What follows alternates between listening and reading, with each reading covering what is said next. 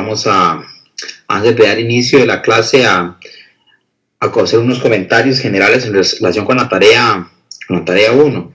Para los que han estado viendo no estaban viendo el foro, tal vez recordarles que la tarea 1 es para hoy, salvo la última pregunta en la que hubo un problemilla con la versión de R. Entonces, por favor, que estén atentos a eso, para esa pregunta tienen más tiempo, solamente para esa.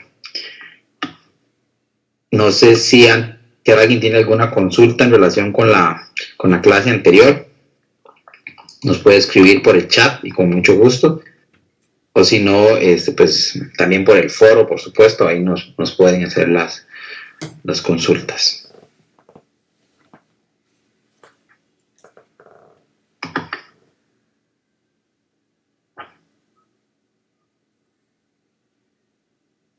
Muy bien.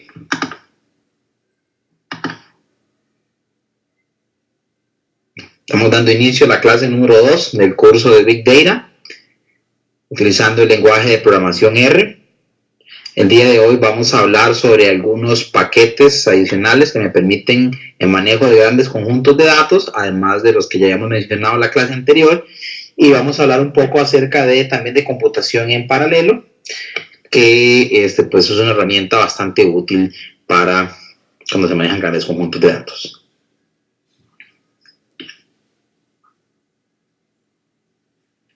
Muy bien. R cuenta con una gran cantidad de paquetes para el manejo de grandes conjuntos de datos. Algunos de ellos son el Big Memory, Big Algebra, Big Analytics y Big Tabulate. Acá se muestra un URL de una dirección de internet donde se puede encontrar información sobre Big Data en R y un paquete que se llama Big Memory, que es muy utilizado también en estos contextos. Lamentablemente, el paquete de Big Memory en la actualidad solo corre en sistemas basados en Unix, o sea, ya sea en computadoras que tengan Linux y computadoras con Mac.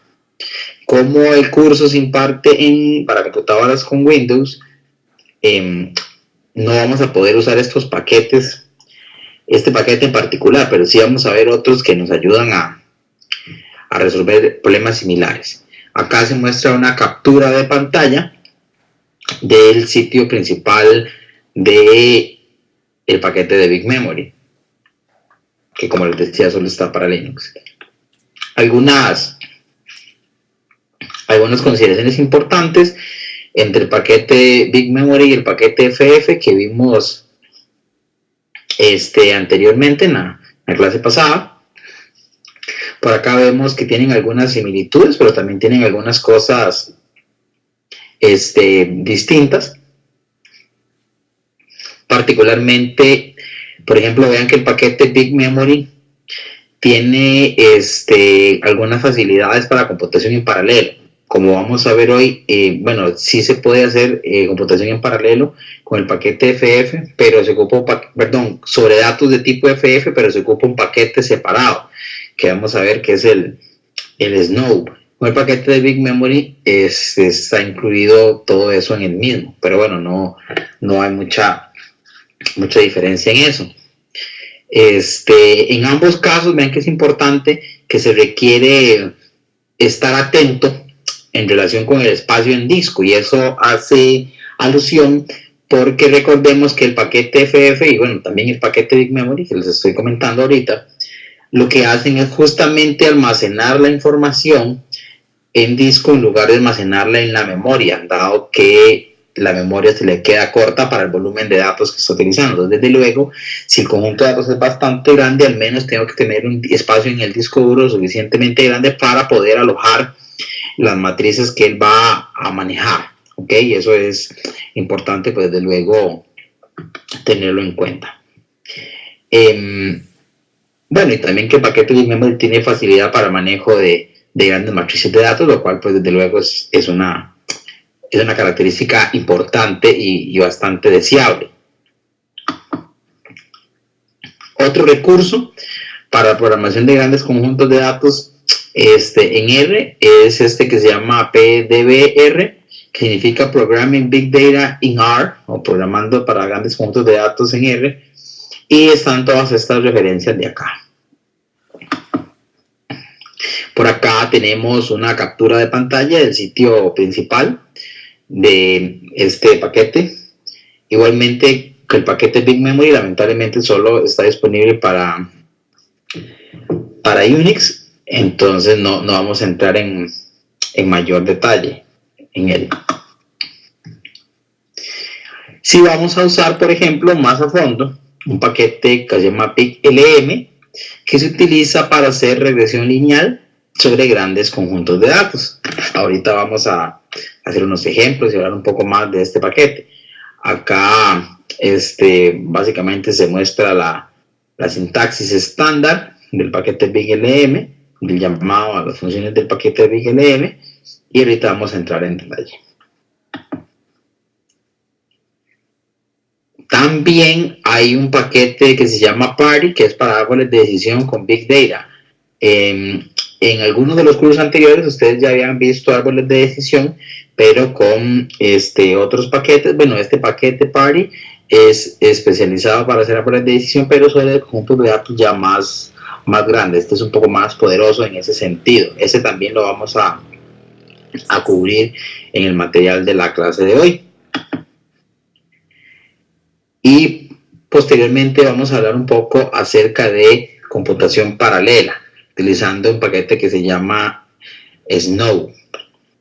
Sin embargo, antes de ver el paquete Snow, voy a hacer una pausa un momentito para mostrarles lo del paquete Party, lo del BigLM, pues directamente en el código de R, antes de ver lo de computación en paralelo.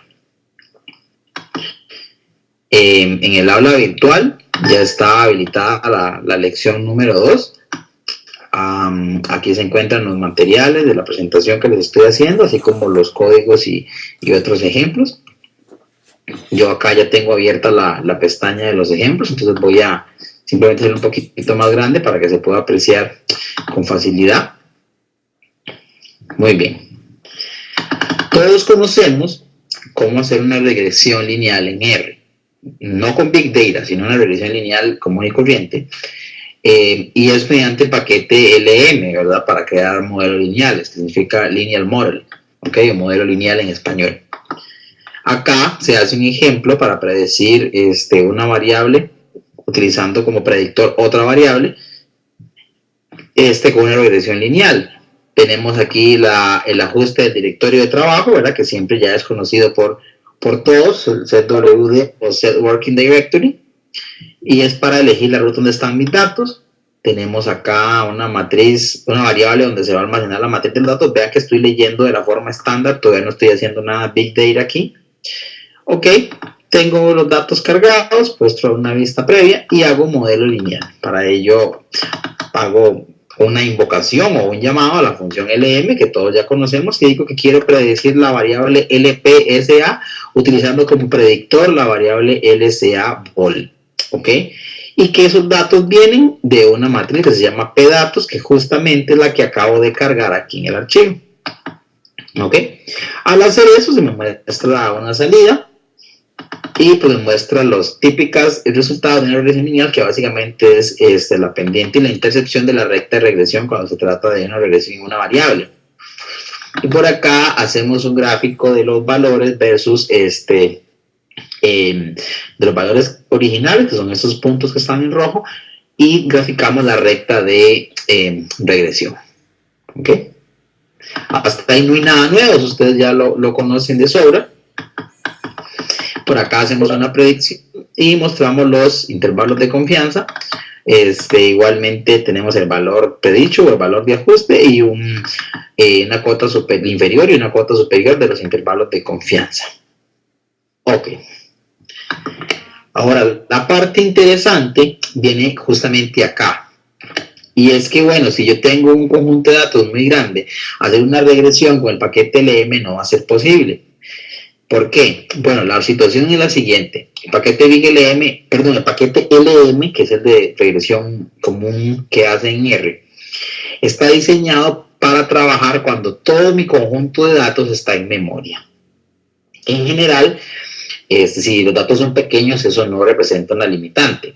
Lo que pasa es que si justamente mi conjunto de datos es bastante grande, entonces hacer esa regresión con información que se encuentra en memoria no va a ser tan fácil, porque la información o los datos que yo quiero utilizar para la regresión podría ser que no se puedan cargar a la memoria de la computadora, dado que la cantidad sea tan grande que supere la capacidad del equipo, de la computadora o de mi red de computadoras. Entonces, para ello, como comentamos la vez anterior, tenemos el paquete FF y el paquete FF Base o FF Base, como quieran llamarle, que me permite a mí administrar grandes conjuntos de datos. Ahora, si yo quiero hacer una regresión utilizando datos que se encuentren cargados en un data frame tipo FF, yo cuento con esta función BigLM, que es justamente la que le quiero presentar acá. Para ello, ocupan instalar y cargar este paquete. Si no lo tienen instalado, por favor pongan el install.packages y ponen el nombre del paquete, que en este caso es BigLM, y le ponen coma y dependencies true para que instale el paquete de BigLM y también instale las dependencias, es decir, las librerías asociadas al paquete de BigLM que sean necesarias para su funcionamiento. Acá lo cargo para que sea accesible al R con el comando library, eso ya también es conocido por todos. Ajustamos el directorio de trabajo y cargamos los datos. Vean que esta carga de datos sí es la carga de datos especializada del paquete FF y FF Base, ya que se llama read.csv.ffdf. Y bueno, los demás parámetros, por supuesto. Este objeto que se crea acá ya no es una matriz de datos o un vector de datos estándar de R, sino es un vector de datos para Big Data. Mostramos una vista previa de los datos, pues para ver que todo funcionó y se cargó bien, todo parece estar con normalidad, y acá me dispongo a hacer la regresión. ¿Okay? Y justamente aquí es donde entra en acción esta función. Vean que en lugar de llamar la función LM, que es la función usual para regresión en R, para regresión lineal, estoy llamando esta función que se llama BigLM, ¿okay? Que es la que está diseñada para trabajar con grandes conjuntos de datos. Y le digo a BigLM, de la misma forma que yo le digo a la función LM, que me prediga la variable LPSA en términos de la variable LCA vol, ¿ok? Y que los datos se encuentran en este contenedor, en esta variable que se llama ffpdatos, que es un data frame tipo FF, que justamente se creó acá arriba cuando se hizo la carga del archivo, ¿ok? Es importante. Guardo los cálculos de el BigLM, los guardo en una variable que se llama ffmodelo y le hago un summary para ver el contenido, y él me muestra básicamente los coeficientes de la pendiente y la intercepción, y el intervalo de confianza al 95% y un error estándar. ¿Okay? Vean que el coeficiente es de 0.7 para la pendiente y 1.5 para la intersección. Vamos a ir a ver cuánto nos había dado antes. Ok. Damos para arriba. Ok. Es básicamente el mismo, solamente que pues una cuestión de decimales más, decimales menos, por una cuestión de despliegue, pero el resultado es básicamente el mismo. Y bueno, y es que justamente es esperable que el resultado sea el mismo, dado que los datos son los mismos y el modelo es el mismo. Lo único que se cambió es el tipo de paquete o el tipo de función que se utilizó para hacer la regresión. ¿Ok? Y como les decía, en este caso, BigLM, que es el segundo que hemos estado utilizando, tiene capacidad para trabajar con datos de tipo FF y FF Base, que son los tipos de datos que tiene R para Big Data. Acá, como ya tenemos el modelo creado, nos disponemos a hacer una predicción. Digo que quiero hacer una predicción con la función predict, que es la que hemos usado habitualmente en R para predecir. Le digo el modelo y le doy los datos nuevos sobre los que voy a aplicar la predicción. Entonces le doy los valores para las variables de entrada y me muestra este resultado. También puedo hacer una regresión lineal de varias variables. Eso, lo conocíamos también de cursos anteriores con el paquete LM. Bueno, el paquete Big LM también puede hacer eso. Y aquí estamos prediciendo la variable LPSA en términos del LKBOL, el LWeight y la edad. ¿Ok? Age. Que son datos que se están tomando justamente del data frame tipo FF que se cargó con las funciones adecuadas, con el read CSV FFDF, que es el que crea datos de tipo Big Data a partir de un archivo. Le decimos que nos muestre un resumen de los resultados del modelo y bueno, aquí nos lanza los valores correspondientes. Acá realizamos otro ejemplo. Utilizando un archivo de datos independiente. Lo que se trata de hacer es una predicción utilizando datos que se encuentran en un archivo, no datos directos. Vean que aquí, por ejemplo, la predicción que se hizo es con datos directos. O sea, pero también se puede hacer desde un archivo, es justamente lo que se va a mostrar acá. Entonces acá se carga el archivo, se guarda en una variable que se llama ffnDatos. Mostramos una vista previa y le decimos a predict que quiero predecir utilizando el FF modelo, que es el de regresión lineal de varias variables que se creó anteriormente con el paquete con la función Big LM, y que quiero predecir los datos que se encuentran en la variable ffnDatos, que es justamente lo que acabo de cargar. ¿Ok? Y acá nos muestra el resultado de la predicción. Entonces vean que podemos predecir tanto con datos que estén directamente en R, en estructuras estándar de R, o también que se encuentren en tipos de datos de Big Data como el FFDF, que son los data frames de tipo FF que les comentaba. Por acá definimos una función para el cálculo del error. ¿Ok? No hay que entrar en mucho detalle, es una función de error que ya es conocida por ustedes, y calculamos el error sobre los datos con la predicción versus el dato real, y bueno, ahí nos muestra que tiene un 43%. Acá se utiliza un archivo un poquito más grande. Vean que este archivo cuenta con cerca de 822.000 filas, casi 1.000.000 de filas y 11 columnas, y vamos a hacer algunos ejercicios con él. Vean que acá se mostró una representación textual de lo que tiene la variable por dentro. Entonces le indica que tiene toda esta información de acá. Vean que aquí aparecen los archivos temporales donde él está guardando la información, dado que, como les decía, no está completamente en memoria. Voy a bajar esta parte. Acá hacemos el llamado a la función summary, que es la función para ver resúmenes. Entonces aquí nos muestra cada una de las variables y la longitud, o sea, el contenido, cuántos elementos tiene. Y acá vamos a hacer una regresión lineal, obviamente con el paquete Big LM, porque son bastantes datos, ya son cerca de 1.000.000. Y voy a predecir el monto utilizando el grado. ¿Ok? Y aquí, bueno, el conjunto de datos donde estoy tomando tanto el monto como el grado. Lo guardamos en esta variable modelo, el resultado, y aquí le decimos que nos muestre una vista previa o un resumen, y aquí nos tira los valores de los coeficientes y el valor del error. Hacemos una predicción utilizando el modelo que se creó acá, y lo guardamos en esta variable, pues para tenerla ahí almacenada. Acá lo que se está tratando de hacer es comparar el tiempo que toma hacer el cálculo con la función LM en comparación con la función Big LM. Entonces, por ejemplo, aquí se están cargando los datos, utilizando la lectura especializada para datos grandes, que es esta read CSV FFDF, y vemos que la carga del archivo se toma 5 segundos.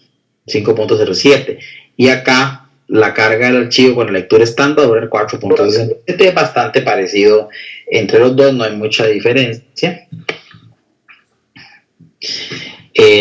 Por acá, bueno, se vuelve a hacer la lectura solo para ya tenerlos ahí listos. Y ahora aquí tal vez lo más importante es ver la toma del tiempo de lo que se tardó hacer el modelo. Haciendo una predicción con una regresión lineal para predecir el monto utilizando el grado tomado de este conjunto de datos, que es justamente el que se cargó. ¿Ok? Y duró 1.31 con el paquete BigLM y 1.81 con el paquete de LM, que es el paquete estándar.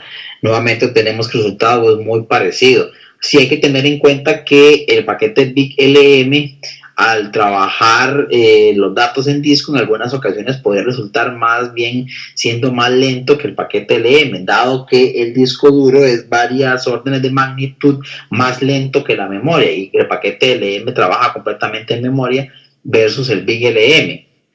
¿Ok? Entonces hay que tener en cuenta eso. Sin embargo, nótese que el paquete o la función BigLM tiene la bondad de poder trabajar con datos más grandes. Entonces, en ocasiones, aunque tal vez el LM pueda durar menos, no podría calcular sobre datos demasiado grandes. Entonces, es importante tener eso en cuenta.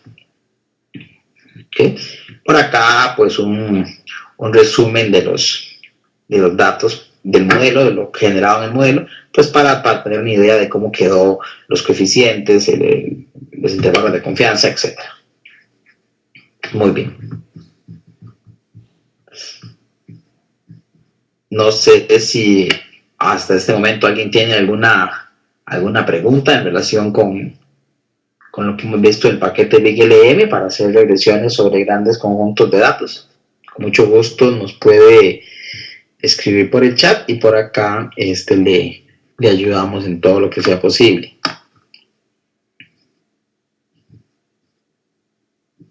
Muy bien. Mientras tanto,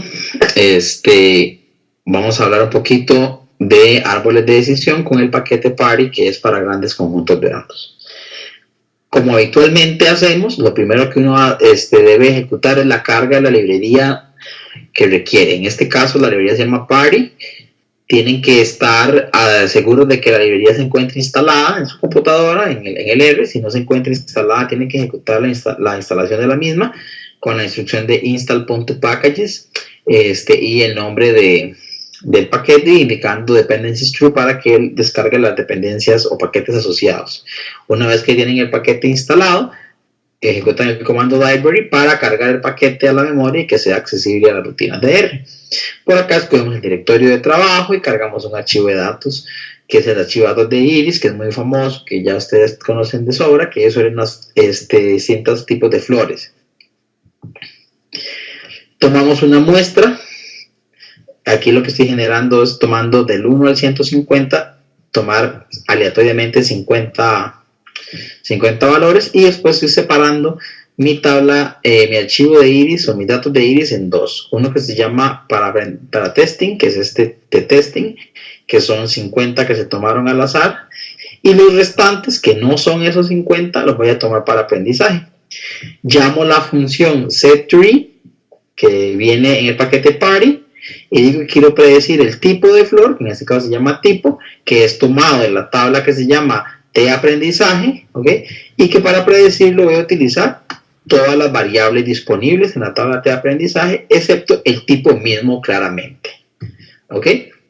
Mostramos aquí el modelo y él nos tira las reglas del árbol de decisión. Quizá aparte de lo más valioso de esta función, de este paquete, es que puede graficar el árbol. Ya que bonito, aquí muestra las reglas y los valores que se tomaron en cuenta para la hora de hacer la evaluación de los casos en el árbol. Entonces aquí vemos, por ejemplo, que para lo que hay que satisfacer para que una planta se considere que sea de tipo setosa, o lo que debe satisfacer para que sea de tipo bueno, no, acá solamente está mostrando las de setosa. Ok, pero también se puede generar para los de virgínica o para los de versicolor, que eran los otros tipos de flor que estaban en el archivo. Para predecir utilizo la función predict, similar a como hemos hecho con los árboles de decisión comunes de R, y similar a como hicimos con BigLM también. Yo digo predict y le digo el modelo, que es el modelo que acabamos de crear con la función setTree, que es del paquete party, y le paso los datos de prueba, que son 50 datos que fueron elegidos al azar del conjunto inicial, y realizo la predicción y generamos la matriz de confusión. Entonces aquí vemos cómo quedó la clasificación, ¿verdad? Son setosas que fueron clasificadas como setosas, están todas correctas, versicolor como versicolor, está bien. Sin embargo, Virginica falló por aquí una, pero bueno, es bastante bueno el modelo. En este caso tiene un acierto de 94% o lo mismo que un 6% de error. Voy a regresarme a la presentación para hablarles un poquito acerca de computación en paralelo mediante el paquete Snow, para después continuar con los ejemplos relacionados a este paquete y a computación en paralelo en general. Muy bien, lo primero que hay que hacer es tener un poco claro el concepto de computación en paralelo. En particular, yo prefiero hablar de computación concurrente. Habitualmente, cuando se habla de computación concurrente, se habla de cálculos que se ejecutan de manera simultánea, ¿ok? Si esos cálculos o esas tareas o procesos que se ejecutan de manera simultánea para resolver una tarea común se ejecutan dentro de un mismo equipo, habitualmente, en una misma computadora, habitualmente se habla de computación en paralelo. Si por el contrario se está hablando de procesos concurrentes, pero que se ejecutan geográficamente dispersos, es decir, en distintos equipos que se encuentran ubicados en distintas regiones, usualmente se habla de computación en distribuido o computación distribuida. ¿Ok? Bueno, lo importante acá es que cuando uno habla de computación concurrente, se está hablando de un conjunto de procesos que trabajan entre sí, interactúan para resolver una tarea común, que habitualmente es una tarea pesada, una tarea compleja, y que se va resolviendo entre todos, por llamarlo de alguna manera. Existen varios esquemas teóricos para manejar computación concurrente, ya sea paralelo o distribuido. Uno de los más conocidos es este que estamos mostrando acá, que es el esquema de maestro-esclavo. ¿Okay? Básicamente, lo que se tiene es un computador central, un equipo central, que es denominado maestro, el cual se encarga de distribuir las tareas a los distintos equipos que le van a ayudar, que usualmente son denominados como workers o peones, o nodos esclavos o nodos ayudantes, ¿ok? Entonces, el nodo que es denominado como maestro habitualmente conoce la tarea global que si quiere resolver, la va partiendo, seccionando en tareas más simples y le va enviando esas tareas más simples a cada uno de sus ayudantes o a cada uno de sus workers.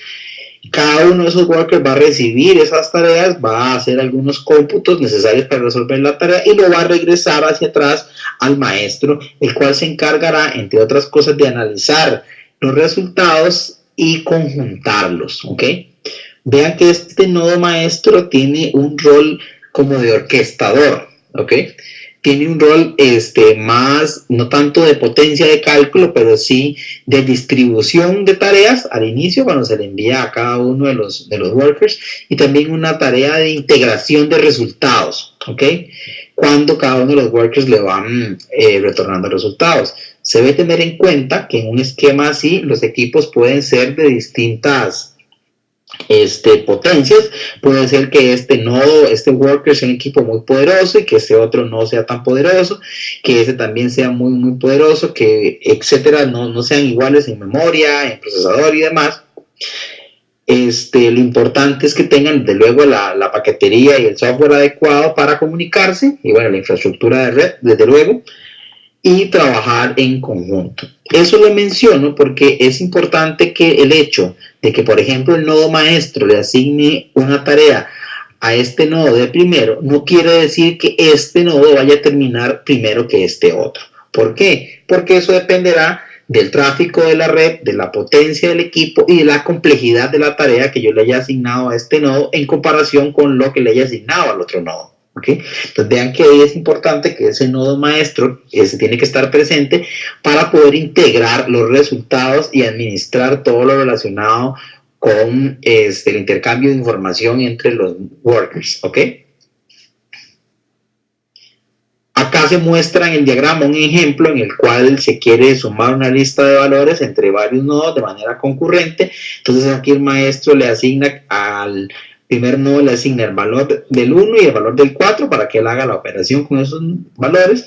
Al nodo siguiente le asigna el valor 2 y el valor 5 y al otro nodo le asigna el valor 3 y el valor 6. Cada uno de estos valores va a sus respectivos nodos, ejecuta el cálculo, pensemos en una suma o en una multiplicación, y cada uno de esos nodos le retorna al maestro, acá se muestra en la fecha color verde, el resultado parcial de la suma que él ha realizado.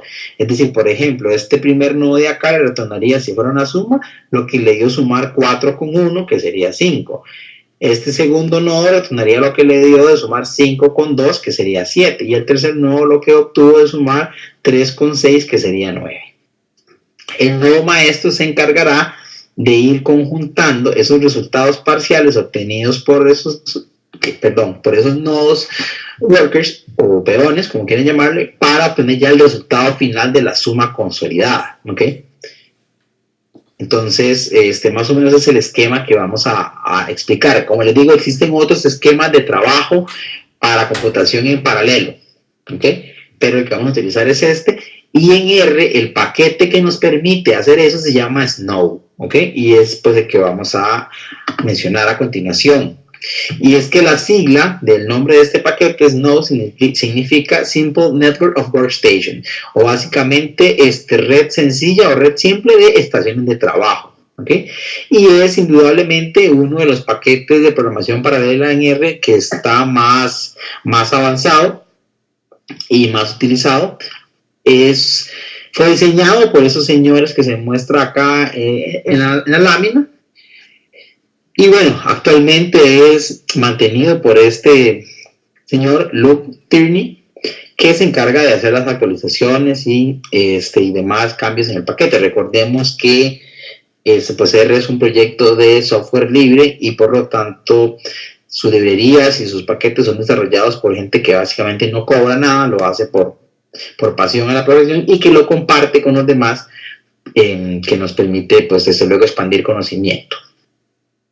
Es un paquete sumamente maduro, ya cuenta con mucha trayectoria de estar en el CRAN, que es el repositorio de paquetes de R. Se encuentra ahí desde el año 2003, es bastante tiempo, ya tiene cerca de 13 años de estar por allá, así que es un paquete maduro.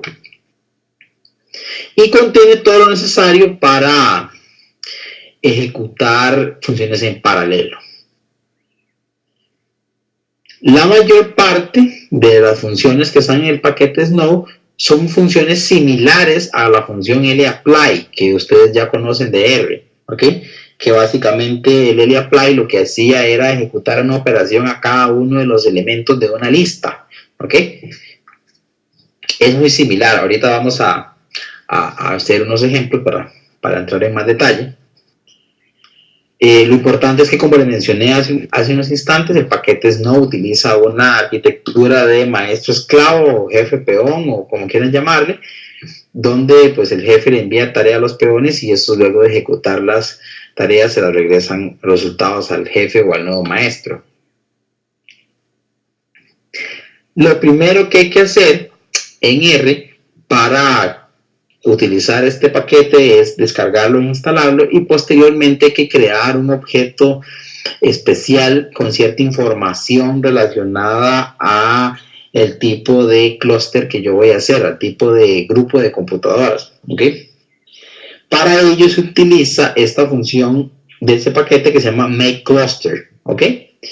Y hay que indicarle al menos estos dos parámetros: la cantidad de peones que yo voy a querer y el tipo de clúster, porque él sirve para hacer varios tipos de clúster. Nosotros vamos a utilizar los clúster tipo SOC o SOC, que vienen de socket, que es un tipo de conexión de red muy utilizada. Existen otras formas, pero no las vamos a abarcar por ahora acá en el curso. Lo importante aquí es que tengan claros que para crear un clúster nuevo utilizo, bueno, desde luego instalo y cargo el paquete Snow, la librería Snow, y utilizo la instrucción make cluster, proporcionándole la cantidad de peones que quiero y el tipo de clúster del cual voy a trabajar. Alguien podría decir, bueno, pero ¿y por qué he escogido 4 peones? ¿Qué pasa si, por qué no he escogido 10? Y yo puedo poner el número que yo quiera. Bueno, hay que tener un poco de cuidado, ese número no se escoge de manera tan antojadiza, porque recuerden que eso es un recurso compartido, en el sentido de que, por ejemplo, si yo ejecuto esto en una computadora que tiene 4 cores o 4 núcleos, como quieran llamarle, lo adecuado sería que yo indicara en el make cluster ese valor, ese 4, ¿ok? Si yo tengo una computadora de 4 núcleos y indico ahí un 8, según esperando que el sistema sea más rápido porque va a tener más ayudantes, lo que me estoy es engañando. Porque lo que va a pasar es que si tengo 4 cores y genero 8 workers, van a haber algunos workers o peones que van a tener que compartir el mismo núcleo y entonces se va a hacer más bien más lento. Entonces, por favor, el hecho de ser conscientes y ser considerados a la hora de elegir estos valores de acá. Básicamente lo recomendable es elegir este valor en la cantidad de núcleos que tiene el procesador su computadora. La mayoría de equipos modernos tienen 4 núcleos, algunos tienen 8 o más. Bueno, si queremos probarlo, podemos intentar con 4, que es muy probable que nos funcione. Como les decía, hay otros tipos de clúster. Uno de ellos es el MPI, que es bastante conocido en la gente en programación en C y en C++. También se encuentra otro tipo de clúster que es el PVM o Parallel Virtual Machine o el NWS. Pero como les decía, nosotros el que vamos a usar es el tipo SOK, que es de socket, ¿ok? Que es el que es más sencillo de manejar por el tema de los accesos de las conexiones de red y demás. Otra instrucción importante que tengo que tener en cuenta cuando trabajo computación en paralelo con el paquete Snow es esta función cluster export. Y es que cada una de las cosas que yo quiera comunicarle desde el nodo maestro a los nodos esclavos, tengo que hacerlo a través de esta función. Esta función básicamente lo que hace es enviarle lo que yo le dé a ella a cada uno de los workers. Entonces, por ejemplo, acá lo que está haciendo es enviándole al clúster en cuestión una lista de valores que él tiene contenida en el maestro. Ahorita vamos a ver ejemplos y con eso tal vez queda más claro. Siempre para detener el clúster es importante, o para detener el cómputo en paralelo, es lo mismo, ejecutar esta función stop cluster. Esta función lo que hace es enviar una señal a cada uno de los peones de que el cálculo ya está por finalizar y que por favor cada uno de ellos se detenga y libere el recurso donde sea que se encuentren, ya sea que estén en la misma computadora o que estén en computadoras distintas.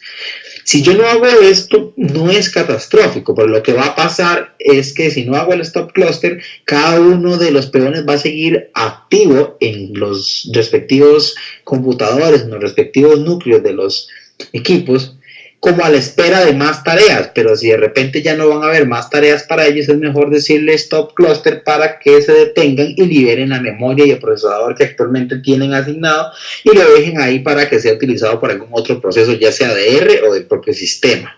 Entonces, por favor, importante, son básicamente 3 cosas. Para crear el clúster, utilizo la instrucción make cluster. Para exportar valores, uso este cluster export. Y para detener el clúster, utilizo stop cluster.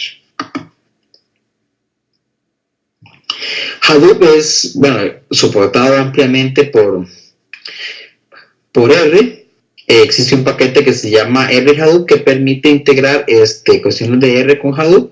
La clase pasada habíamos comentado que Hadoop es una plataforma de código abierto también que se utiliza para la gestión de grandes volúmenes de datos y que opera a través de un paradigma que se llama el paradigma de MapReduce, que es el que le ha dado la popularidad y la fortaleza a dicha herramienta para que hoy sea una de las más utilizadas en el entorno de Big Data. ¿Okay? Pero como les comentaba, Hadoop solamente corre en Linux. ¿Okay? Entonces, en el curso no vamos a hacer mayor cosa con Hadoop, dado que no contamos con una instalación.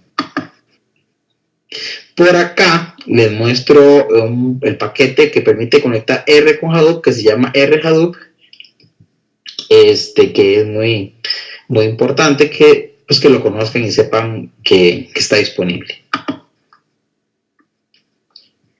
Acá les muestro un recurso adicional en donde pueden leer un poco más sobre R y Hadoop y Big Data, desde luego, que son estos links de aquí abajo. Este otro recurso es un libro para el manejo de grandes conjuntos de datos, pero en paralelo, que es el paquete que se llama Parallel R, que es también muy utilizado.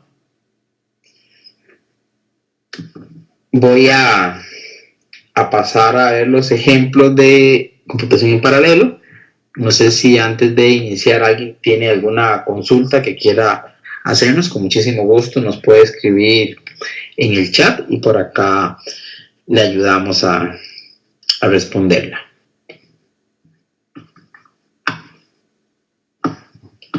Muy bien. Aquí lo que tenemos es un ejemplo del método de K-means o K-medias, como se le llama usualmente en español. Lo primero que hacemos es cargar unos datos de unos clientes, guardamos en esta variable. Vean que estoy cargando los datos con la función de lectura estándar de R, o sea, esto no es un tipo de FF, o sea, no es un data frame tipo FF, sino que es un data frame o un tipo de dato estándar de R. Acá estoy haciendo un K-means sobre estos datos, diciéndole que me separe esos datos en 4 grupos y que itere como máximo 100 veces. Acá lo importante quizá es este parámetro, ¿ok? Que es en star igual 100. Si ustedes recuerdan, el K-means elige los centros iniciales de manera aleatoria y después calcula ciertas distancias de los centros contra los individuos con el fin de ver cuál individuo se encuentra más cerca, de cuál centro se encuentra más cerca cada individuo y asociarlo a ese grupo que se encuentra representado por ese centro. Lo que sucede es que la clasificación, pues como los centros iniciales se escogen aleatorios, podría variar un poco dependiendo de esa escogencia. Entonces se le está indicando ese nstart igual a 100 para que el método de K-means se ejecute internamente, en este caso 100 veces, y tome alguna especie de consenso respecto a qué grupo le toca a cada uno de los datos integrantes de la clasificación. ¿Ok? Entonces, importante tener en cuenta lo que significa ese en start igual 100. Básicamente es que por dentro él, antes de dar un resultado, va a hacer 100 veces el K-means y va a hacer un consenso de los resultados antes de enviarlos al usuario de salida o de regreso. Muy bien. Ahora veamos acá algo más complejo. Supongamos que yo quiero realizar 10 veces el K-means con nstart, ¿ok? Entonces, ¿qué hacemos? Tenemos dos listas para los resultados y listas para las inercias, que son, bueno, si se acuerdan, hay dos tipos de inercia, digamos, a la hora de calcular algo con el K-means, que es la inercia interclase y la inercia intraclase, ¿ok? Muy bien, aquí entonces llamamos el método K-means con los datos en cuestión. Le digo que quiero 4 grupos y que lo corra internamente solo una vez. Por acá tengo el K-means, los mismos datos, misma cantidad de grupos, y le digo que internamente se ejecute 25 veces. Y bueno, después guardo los resultados de las inercias en este par de vectores que se llaman inercias 1 y inercias 2. Ahora, el for que lo engloba, básicamente lo que hace es que esto que está dentro se ejecute varias veces. En este caso se ejecute 10. Vean, por ejemplo, que este resultados 1, que es este vector que se muestra acá, la inercia varía, oscila un poco, porque el nstart de él es igual a 1, entonces es muy inestable en el sentido de que los centros, como lo escogen al azar, él solo hace una vez el sorteo y solo hace una corrida, Mientras tanto, este inercia 2 que está acá se ve que siempre se mantuvo constante, y eso es porque acá en la definición del cálculo del K-mean se le indicó un n-star igual a 25, es decir que antes de asignar un grupo y una inercia a un individuo, internamente corre 25 veces el método de K-mean, lo cual, si bien es cierto es un poquito más lento, le garantiza mayor estabilidad del resultado, y es justamente lo que estamos viendo acá con esta salida. Para realizar la graficación de las inercias, utilizamos el comando plot. Eso ya es conocido por ustedes. Indicamos el tipo de línea con una B que es both, o sea, ambos, línea y el punto de pegue.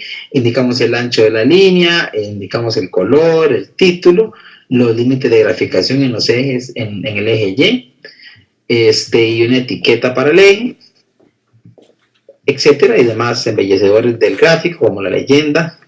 Y bueno, tenemos esta salida. Entonces vean qué bonito, porque acá en esta línea azul se muestra el valor de la inercia para el K-means cuando se ejecutó con 25 puntos de arranque, o sea que arrancara 25 veces distintas, versus la volatilidad que presenta el resultado cuando se utiliza un n-star igual a 1, o sea que solamente hace un sorteo inicial de centros.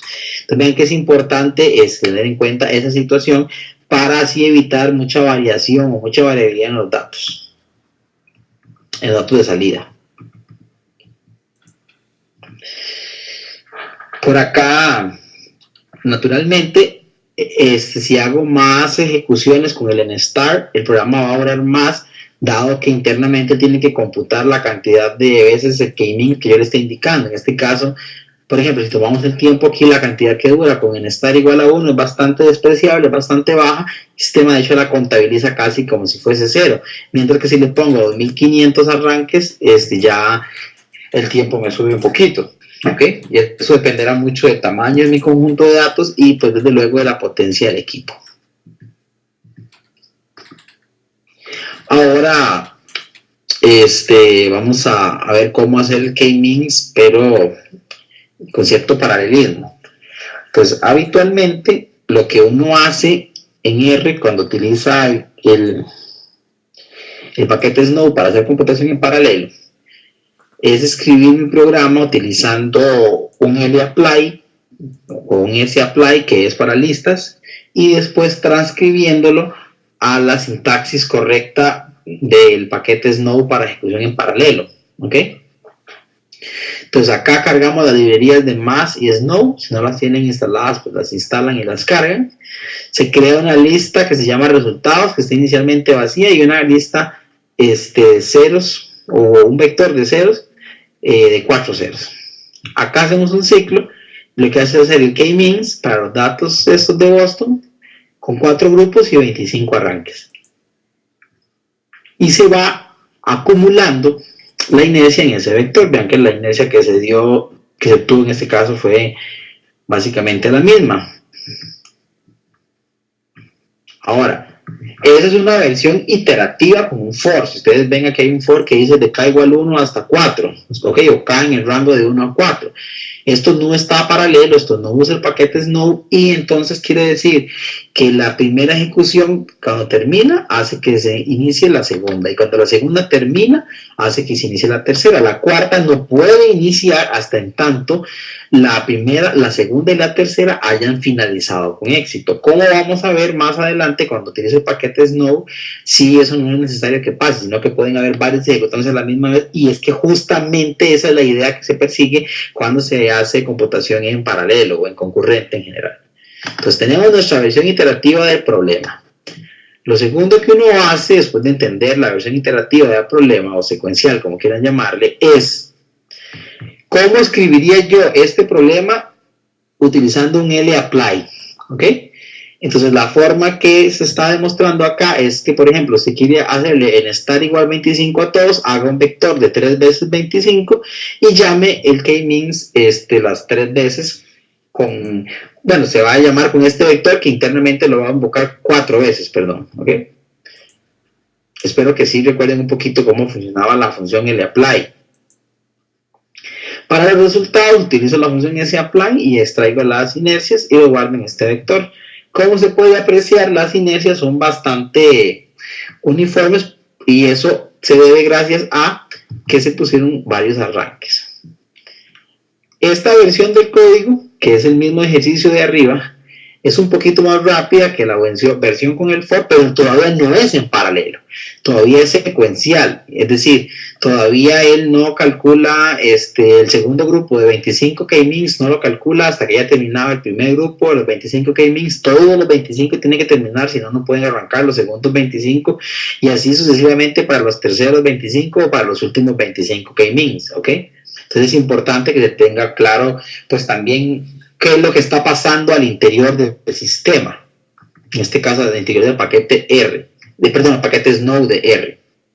Muy bien, si quisiéramos hacer paralelo un proceso como ese, vamos a hacerlo de la siguiente manera. Primero, como ya habíamos comentado, hay que crear un clúster. Para ello usamos la instrucción make cluster y le digo cuántos peones o nodos workers quiero y qué tipo clúster. Habíamos dicho que los clústeres que vamos a hacer son tipo SOC, entonces esta parte ya está. Como la computadora en la que se corrió el ejercicio tiene 4 cores, entonces aquí lo más recomendable es escoger 4. Entonces estamos bien. Con esto make cluster hace las asociaciones necesarias para generar toda la conexión entre los nodos involucrados en el clúster. En este caso son los mismos 4 núcleos de la computadora, es mucho más sencillo. Por acá tenemos una función que se llama cluster evalq, que sirve para evaluar cosas en cada uno de los nodos, ¿ok? En este caso lo que él está diciendo es que cargue la librería más a cada uno de los nodos. Es decir, esta instrucción se va y se transmite de manera automática a cada uno de los nodos. Entonces el worker 1 carga el library más, el worker 2 va y ejecuta la carga del library más, el worker 3 y así sucesivamente. ¿Okay? Entonces lo que yo ponga dentro de la función cluster evalq, yo le indico el cluster y le indico lo que quiero. Básicamente lo que va a hacer es como llevarse esto hasta el worker indicado y ponerlo a ejecutar ese código. ¿Ok? Ya por acá vamos a hacer propiamente el cálculo en paralelo. Para ello invocamos una función que se llama cluster apply. La función cluster apply recibe varias cosas. La primera cosa que recibe es el objeto de clúster sobre el que se va a trabajar. Ok, entonces es ese que se llama CL porque es el que justamente acabamos de crear acá con el make cluster.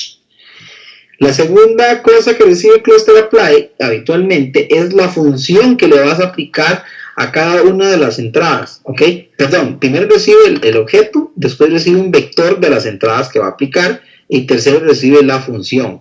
Ok, que es justamente esta que está acá.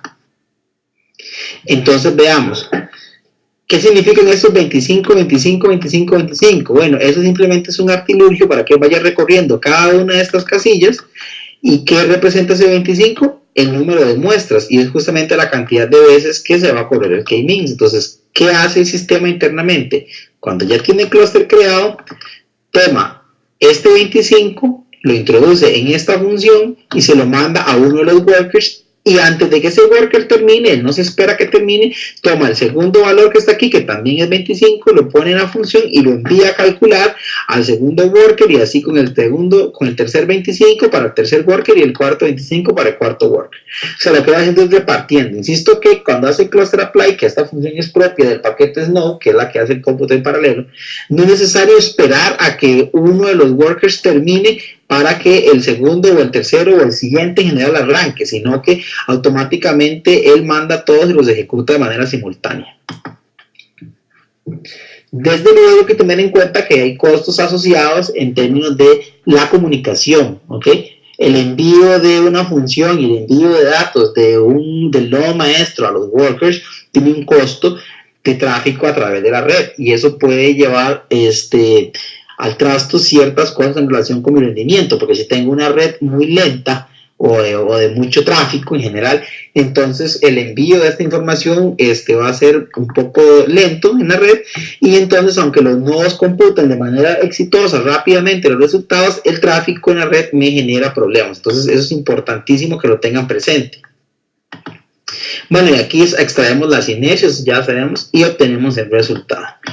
Vean que, por ejemplo, el resultado obtenido en los tres casos es el mismo, y eso es bastante esperable, tanto con la versión del for, como con la versión mejorada sin usar for, sino que con el apply, o con la versión paralelizada utilizando el cluster apply de acá.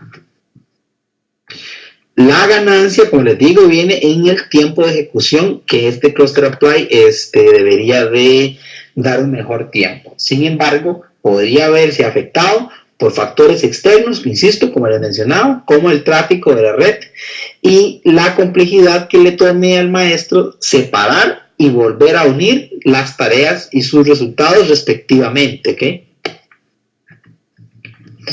Ya terminamos de hacer nuestros cálculos en el clúster, entonces decimos stop cluster y decimos el clúster que queremos detener para que él detenga el clúster, y eso lo que hace básicamente es decirle a cada uno de los workers, inclusive al maestro, bueno, ya no se va a hacer más cálculos, por favor deténganse y apáguense las sesiones de los procesos de R relacionados, y el equipo queda ahí disponible para otras tareas, inclusive para que en tiempo después sea invocado para cuestiones de R también.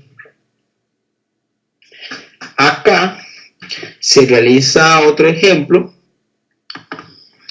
nada más que utilizando otros datos. Entonces vean que se hace la ejecución utilizando lapply, que siempre lo más recomendable es, antes de hacerlo con cluster apply, en paralelo tradúzcalo de manera que se pueda escribir con lapply. Estamos tomando el tiempo y en este caso particular creo que se obtuvo 0.11. Posteriormente se ejecuta en paralelo, que es este que está acá, y dura 0.07, o sea, dura bastante menos. Quizá en ejercicios como no sea demasiado, alguien puede decir, bueno, 0.11, 0.07 no importa, porque igual es muy poco. Y pues sí, tiene razón, pero lo que pasa es que cuando estamos enfrente a problemas de la vida real, eso puede ser la diferencia de tardar 11 horas a tardar 5 o 6 horas, ¿verdad?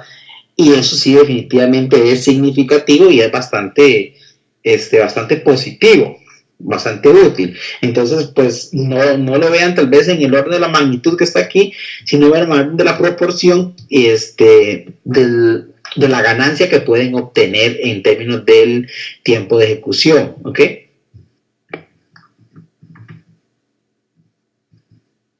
Acá se va a hacer una ejecución de un k-mean 100 veces, si no me equivoco. Entonces, vean, estamos tomando el tiempo, usamos system.time, decimos, bueno, ejecute el siguiente código R y es un lapply, y dice que repita 100 veces el valor 33, ¿ok? Y lo utilice en esta función. Vamos a ver qué es lo que hace esto. Esto lo que hace es ejecutar 100 k-means, ¿ok? Y cada uno de esos 100 k-means se ejecuta 33 veces. Entonces viene el primer k-mean, se ejecuta 33 veces y me da un único resultado, que es el consenso de las 33 ejecuciones. Viene un segundo k-mean y me da el resultado, se ejecuta de lo que él obtuvo de hacer sus 33 ejecuciones. Y así sucesivamente para los restantes ejecuciones de k-mean. Noten que en este caso yo no tengo necesariamente 100 nodos, ¿verdad? O sea, no tienen que ir de la mano. Sencillamente, la forma en la que él reparte eso, cuando lo haga en paralelo aquí abajo, con el cluster apply, será que lo va distribuyendo entre los distintos nodos. Acá no hay ningún problema en este sentido, porque todavía esta versión que está aquí es secuencial. Vean que es con el lapply, pero eso no es paralelo. Esto es secuencial. Muy bien. Acá ya sí lo voy a querer ejecutar en paralelo. Para ello, como les comentaba y como vimos en el ejemplo anterior, se utiliza la función cluster apply, repito, la cual recibe el clúster, la conexión del clúster, que en este caso se llama CL, y fue creada aquí arriba como un clúster de 4 nodos o de 4 workers de tipo socket, que se abrevia SOK, y lo que vamos a hacer justamente es aplicarlo a este conjunto de datos, que son un vector de 100 veces el número 33, y que esos datos se ejecuten en esta función, en este caso la función k-means, y el valor que entra acá como parámetro, que es n.muestra, representa la cantidad de veces que se va a ejecutar el k-means. Sí es en paralelo, ¿ok? Sí lo que haría es tomar los primeros 4 y repartirlos entre los workers, y conforme vayan terminando, si termina el worker 3 de primero, le asigna otra parte de la tarea, si termina el cluster 1, le asigna otra parte de la tarea, y ahí van intercalándose dependiendo de conforme vayan terminando sus ejecuciones, ¿ok? Y bueno, aquí se muestra, como les decía, una comparativa entre el tiempo usual y el tiempo usual, es decir, en el sentido secuencial, el tiempo paralelo. Vean que aquí hay una ganancia bastante sustancial de 2.49 contra 1.01, o sea, dura menos de la mitad. Pero desde luego eso dependerá mucho, insisto, de factores como la velocidad de la red, la complejidad del problema y el tamaño de los datos, ¿ok? No siempre las ganancias van a ser tan abismales. En algunas ocasiones podría ser que las ganancias sean muy ajustadas.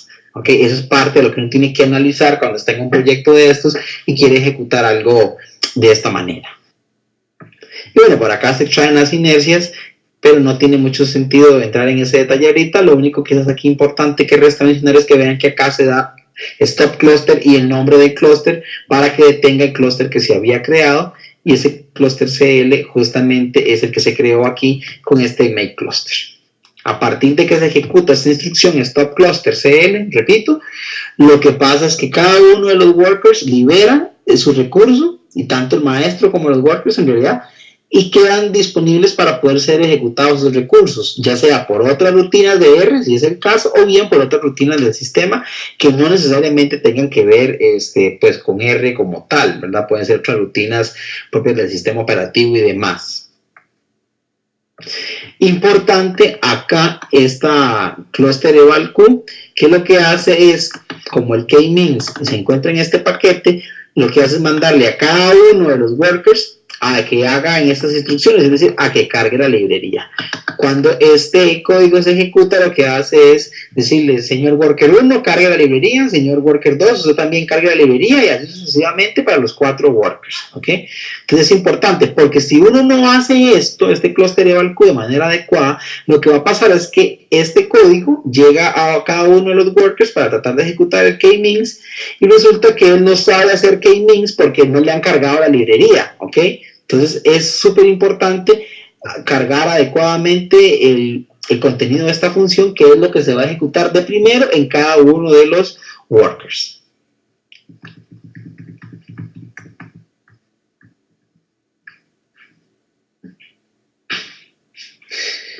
Ok, acá se va a hacer otra vez el método de k-means, pero utilizando distintos algoritmos. Si recuerdan, habían varios algoritmos. Vean que se está dando un conjunto de datos que se cargó aquí de US Crime, que es conocido por todos ya. Quiero hacer 7 grupos, en todos son 7 grupos, y que itere máximo 1000 veces. Aquí están todos máximo 1000 veces. Que haga 25 arranques internos para cada k-means, hace 25 arranques internos, todo. Y luego cambias el algoritmo, que es el mecanismo interno para hacer el cálculo. En este caso se usa el de Hartigan-Won, en este caso se usa el de Lloyd, y aquí el de Foggy y el de McQueen, ¿ok? ¿Qué es el asunto? El asunto es que vamos a ver cómo hacer esto en paralelo, o sea, hacerlo más rápido. Porque la ejecución, por ejemplo, de estos 1000 k-means, perdón, estos 25 k-means de acá, no va a iniciar a como está ahorita el programa hasta en tanto estos 25 de aquí no hayan finalizado. Y puede ser que mi computadora tenga recursos de procesador ociosos que esté desaprovechando, y yo pueda más bien sacarles provecho de esta manera. Ok, entonces aquí vamos enseñando cada uno de los métodos. Por aquí todavía es secuencial. Aquí ya casi llegamos a la parte en la que lo hacemos en concurrente o paralelo, como quieran llamarlo. Vean que lo primero que hago es lo que les comentaba, traducir cada una de las ejecuciones secuenciales a una ejecución mediante lista. Vean que la llamada de esta función, por ejemplo, es muy similar a la de esta otra, excepto en el algoritmo. Y también es muy similar a esta, solamente cambia el algoritmo. Entonces yo debería encontrar un mecanismo sencillo para ir evaluando cada uno de los algoritmos y así deshacerme de hacerlo uno a uno. Y justamente es lo que se está haciendo acá. Se está haciendo un lapply, se están poniendo los nombres acá de cada uno de los métodos, y se le está pasando como parámetro a esta función para que la haga k-means con los datos en cuestión, con 7 grupos, con 1000 iteraciones de como máximo, con 25 arranques, y utilice el algoritmo en cuestión. Entonces esto lo va a hacer todavía secuencial, pero en una iteración va a tomar y va a hacer el método de Harting and Wong, que es el que está por acá, el de Floyd, te lo toma y lo va a volver por acá, y después el de Forgy y el de McQueen. Ahí obtenemos los resultados, como podemos ver son bastante similares entre sí, pero bueno, no son exactamente iguales, ¿verdad? Hay uno que es un poquito más diferente y eso ya es una cuestión propia del método que se escogió, no tiene que ver nada con computación en paralelo, ni mucho menos. Acá, ya cuando tenemos escrito el problema con un lapply, lo que sigue es convertirlo a algo que sea para cluster apply. Entonces, para ello hay que hacer el cluster. Nuevamente indicamos la cantidad de peones y el tipo de cluster, en este caso 4 peones y el tipo de socket. Le ponemos acá lo que cada uno de los workers ocupa saber. Hacemos un cluster eval q entonces y le decimos que ponga su directorio de trabajo acá y que cargue el archivo. Esto va a hacer que vaya cluster, perdón, nodo por nodo, peón por peón dentro del cluster, haciendo esas dos líneas en cada uno de ellos, ¿ok? Es importante tener claro qué hace esta función porque es muy útil. Ahora que ya tenemos cargado eso, simplemente lo que hago es transformar el lapply o el sapply que tenía por un cluster apply, que es la instrucción predilecta, como les he comentado, para realizar la computación en paralelo con el paquete Snow. Y a cluster apply le indico la conexión al clúster, en este caso se llama CL, que es la que se creó aquí. También le indico el conjunto de datos que voy a evaluar, en este caso son los distintos métodos o algoritmos de K-means, y la función que va a usar estos valores que entran acá para hacer su cálculo. En ese caso la función tiene este código que dice K-means, que toma los datos, que hace 7 grupos, máximo 1000 iteraciones, 25 arranques, y utiliza como algoritmo el algoritmo que se le proporcionó por entrada. Y entonces aquí tenemos el resultado de la ejecución, que como vemos es básicamente el mismo del anterior, lo cual era muy esperable. Sin embargo, se espera que dure menos. Vean que en efecto, por ejemplo, la versión en paralelo duró 1.35 contra 3.02, que duró la versión secuencial. Entonces sí hay una ganancia ahí bastante positiva en favor del método en paralelo. Acá por último, como siempre les comentaba, recordarse de tener el clúster, porque si no entonces se queda consumiendo los recursos de la computadora y eso hace que, por ejemplo, si en el futuro alguien más va a ejecutar algo o inclusive el mismo usuario, la computadora esté muy atareada, se ponga lenta o inclusive colapse debido a que quedaron procesos activos ahí de manera involuntaria dentro del servidor.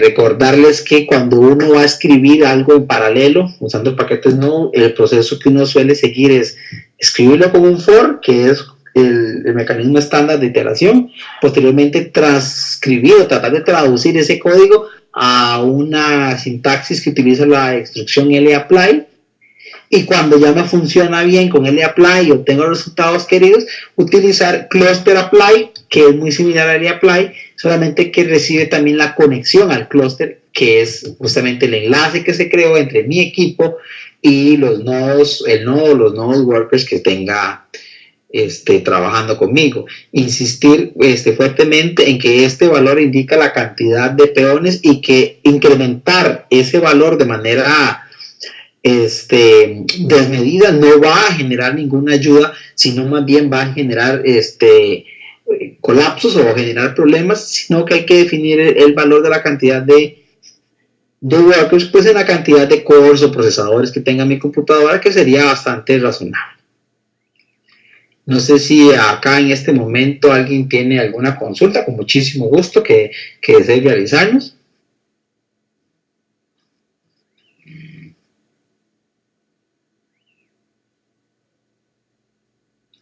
Ok, vamos a pasar a ver la tarea. La tarea ya se encuentra publicada en el sitio web, en una página del aula virtual, es esta que está acá.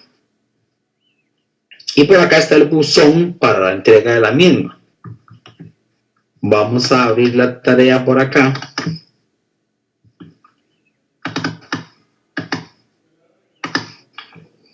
Ok, en esa tarea tienen que bajar esos datos que se mencionan aquí. los pueden bajar del Dropbox de Promidad. En el sitio web está enlazado el Dropbox de Promidad. Voy a regresarme un poco. En la clase anterior se mencionó el enlace del Dropbox de Promidad. Aquí está. En el que ustedes pueden ir buscando los archivos que van haciendo cada uno de los ejercicios. También en cada clase usualmente hay un archivito con los datos que se utilizaron para hacer los ejemplos de la clase. Pueden utilizar esos archivos si alguno desea replicar los ejemplos, que sería lo más saludable antes de empezar a hacer las tareas.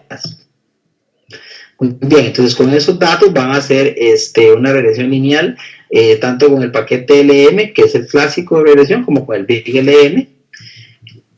Y bueno, utilizando unas variantes entre una y la otra. Por acá vamos a utilizar el paquete Party para árboles de decisión sobre un conjunto de datos. Y se van a hacer algunos cálculos acá de predicción y ajuste y demás, y de gráfico del árbol, para ver qué tan bueno, también construido quedó.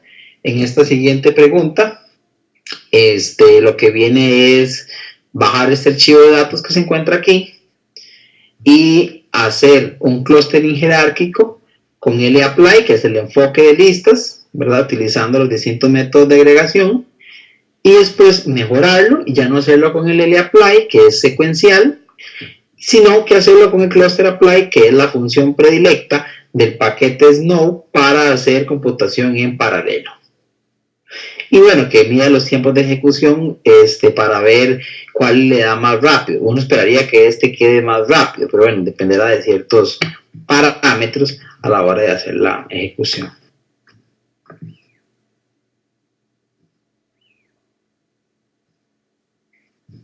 Recordarles que en el aula virtual está el enlace para el foro. Cualquier consulta que tengan la podemos ver por ahí con mucho gusto. Acá tenemos también algunos enlaces adicionales por si alguien quiere leer un poquito más acerca del paquete Party o el paquete Big Memory. Acá les tenemos unos enlaces que les va a permitir ahondar un poco más en esos temas. También por acá les teníamos, como les decía, estas dos referencias que pueden utilizar, pueden ver, para Big Data con R y Hadoop, y también para la computación en paralelo. Recordarles que la tarea 1 se entrega el día de hoy, salvo la última pregunta, que tienen más tiempo por un problemita que se presentó con la versión del R. No sé si alguien tiene alguna consulta adicional.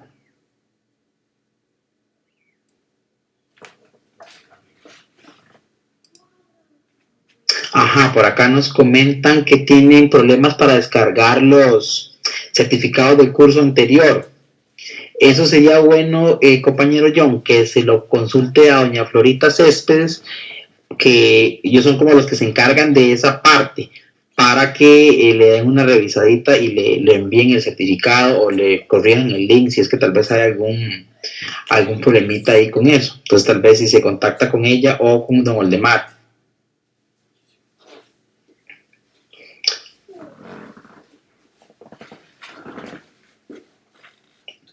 Por acá Mauro nos pregunta, no, ok, sí, como el R, ok, como el ejercicio último, el 5, requiere una versión de R en particular, me está preguntando Mauro que si es necesario desinstalar las versiones anteriores que tengan. No, voy a mostrarles acá un segundo cómo cambiar la versión de R en el RStudio sin tener que desinstalarlo.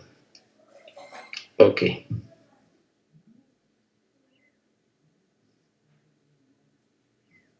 Uno se va a esta parte que dice Tools, Global Options, aparece esta ventana y acá dice Every Version, uno le da Change. Acá me salen todas las versiones de R que yo tenga instaladas en mi computadora.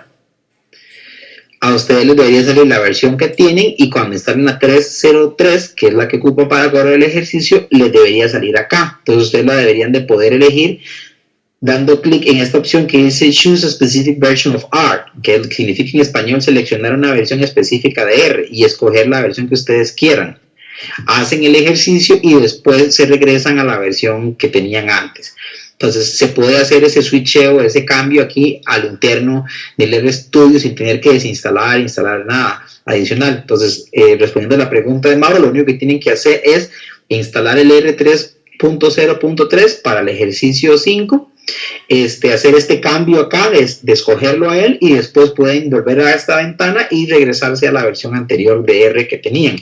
Sí, que tienen, es bueno que cierren el RStudio y lo vuelven a abrir después de que escogen la versión del cambio de la versión de R. Con muchísimo gusto, Mauro, estamos para servirle. No sé si alguien más tiene alguna consulta.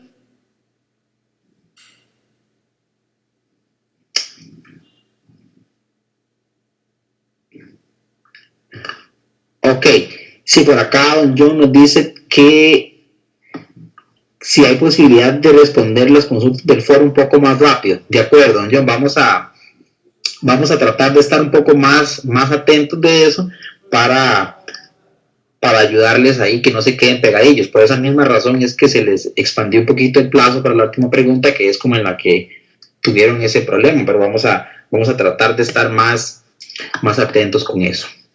Con muchísimo gusto, John. Ok, si no hay ninguna otra consulta adicional, entonces sería todo por la sesión de hoy. Recordarles que la tarea 2 es para la próxima semana, como habitualmente sucede. Y entonces nos veríamos en la próxima clase. Muchísimas gracias a todos por participar en la sesión del día de hoy. Muy buenas noches y hasta luego.